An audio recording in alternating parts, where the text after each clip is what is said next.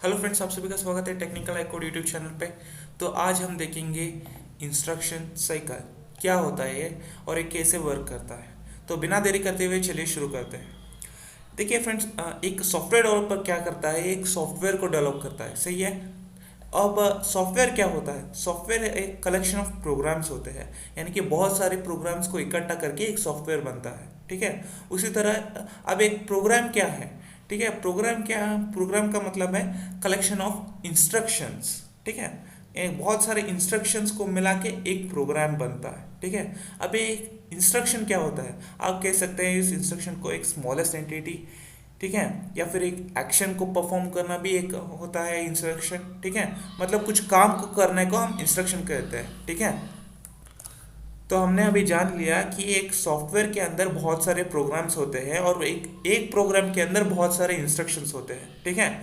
मतलब इंस्ट्रक्शंस जो कि प्रोग्राम के अंदर होते हैं और प्रोग्राम्स सॉफ्टवेयर के अंदर होते हैं, ये बात हमें अच्छे से समझ आ चुकी है, ठीक है। अब ये सब कुछ कौन हैंडल करता है? The entire work is handle by the CPU, central processing unit, ठीक है। ये सारा जो कि रिस्पॉन्सिबिलिटी, ये सारा जो कि कुछ भी मैनेज करने का काम सीपीयू हैंडल करता है, ठीक है। अब एक इंस्ट्रक्शन साइकिल क्या होता है?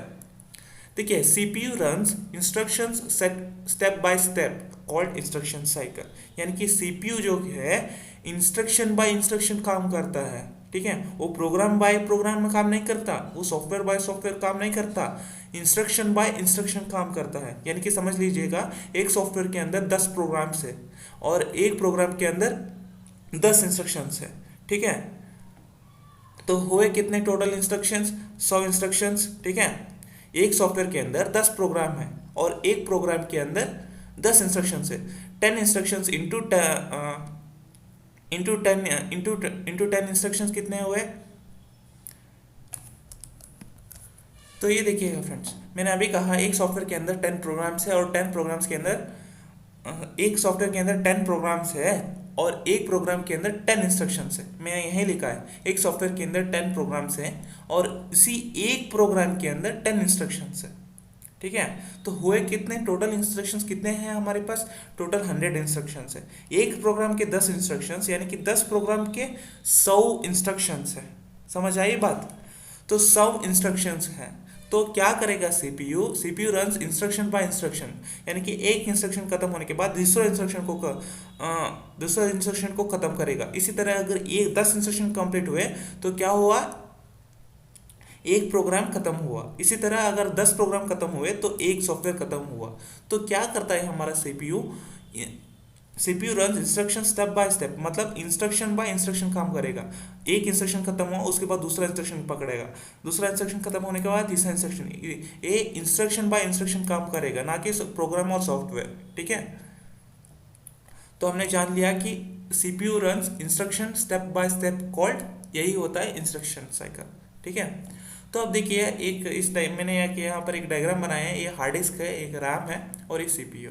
हार्ड डिस्क यानी एक्सटर्नल स्टोरेज, रैम यानी इंटरनल स्टोरेज, ठीक है। और सीपीयू सेंट्रल प्रोसेसिंग यूनिट है, ठीक है। हार्ड डिस्क के सब समझ लीजिएगा, मुझे एक सॉफ्टवेयर को इंस्टॉल करना है, ठीक है। उस सॉफ्टवेयर को हार्ड डिस्क में इंस्टॉल कर रहा हूँ, तो उसके लिए कितना कंज्यूम करता है ये हार्ड डिस्क के अंदर स्पेस? 500 MB को स्पेस को कंज्यूम करता है, ठीक है। हम जानते हैं कि रैम हार्ड डिस्क से कम स्टोरेज है, तो जितना नेसेसरी है उतना ही MB कंज्यूम करेगा, ठीक है। उस सॉफ्टवेयर के लिए जितना नेसेसरी है रैम के अंदर उतना ही MB लेगा और स्टोर करेगा। तो 100 MB जाके समझ लीजिएगा रैम के अंदर जाके स्टोर करेगा एक सॉफ्टवेयर का, ठीक है। उसी तरह सीपीयू क्या करेगा? उस सॉफ्टवेयर का जितना भी नेसेसरी पोर्शन होता है उतना ही वो उस पार्ट को, उस स्टोरेज को लेके, उस डेटा को लेके अपने अंदर सीपीयू के अंदर स्टोर करेगा, ठीक है। तो ये क्या हो रहा है? डिक्रीजिंग मैनर में हो रहा है। समझ आई बात? जितना हमारे पास नेसेसरी है उतना ही हम ले रहे हैं और रैम के अंदर स्टोर कर रहे हैं। इसी तरह सीपीयू के अंदर जितना में नेसेसरी पार्ट है उतना ही अंदर हम स्टोर रहे हैं। 500 से हम 100 MB लेस है, इसी तरह 100 MB से लेस 10 MB, ये डिक्रीजिंग मैनर में हो रहा है। तो ये काम कैसे करता है इंस्ट्रक्शन साइकिल?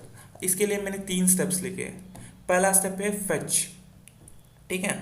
फेच यानी क्या मतलब होता है?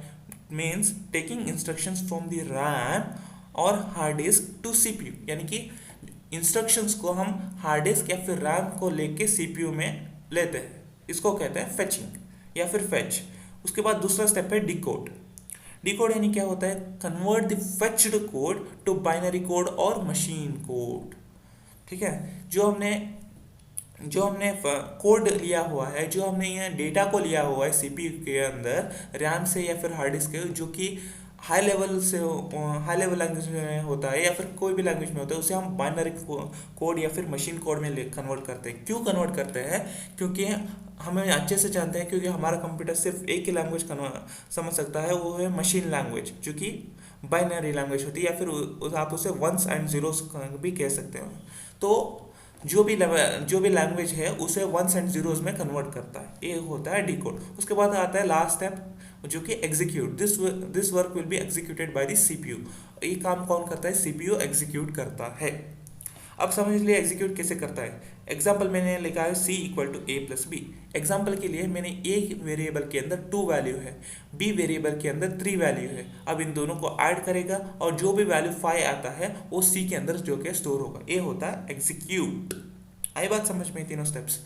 ठीक है, फेच हमारा क्या करता है, जो डेटा को रैम से या फिर हार्ड डिस्क से के सीपीयू के अंदर डालता है, और जो डिकोड क्या करता है, जो डेटा लिया होता है रैम से या फिर हार्ड डिस्क से सीपीयू के अंदर उस डेटा को बाइनरी फॉर्म में कन्वर्ट करता है वंस एंड जीरोस में। और लास्ट है एग्जीक्यूट, सीपीयू जो भी डेटा है उसे एग्जीक्यूट करता है।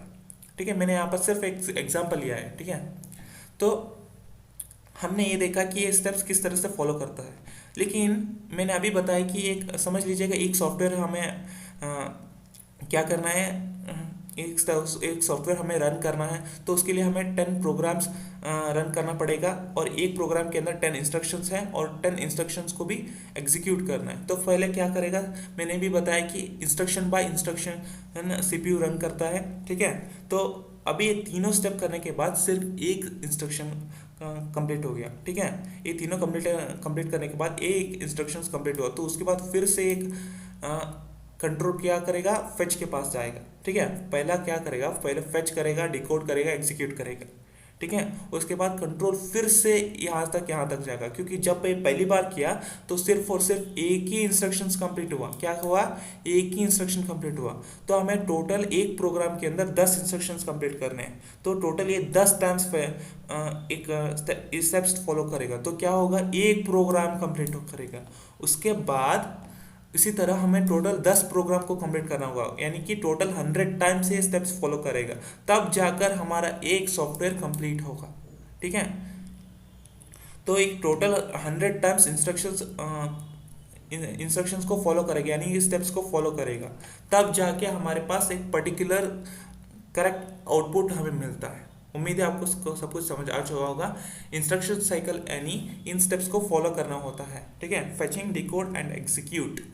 ठीक है, इन तीनों को instruction by instruction wise follow करता है, और जितना आप सॉफ्टवेयर के अंदर, प्रोग्राम्स के अंदर जितना इंस्ट्रक्शंस होता है उतनी बार ये स्टेप्स को फॉलो करता है। उसके बाद ही हमारे पास एक पर्टिकुलर आउटपुट मिलता है। तो उम्मीद है आपको सब कुछ समझ आ चुका होगा इंस्ट्रक्शन साइकिल क्या होता है। तो अगर कुछ भी डाउट हो, कमेंट सेक्शन आप ही के लिए खोला है। वीडियो को लाइक और चैनल को सब्सक्राइब और बेल आइकन भी ज़रूर कर देना। मिलते हैं अगली वीडियो में, till then take care, bye bye.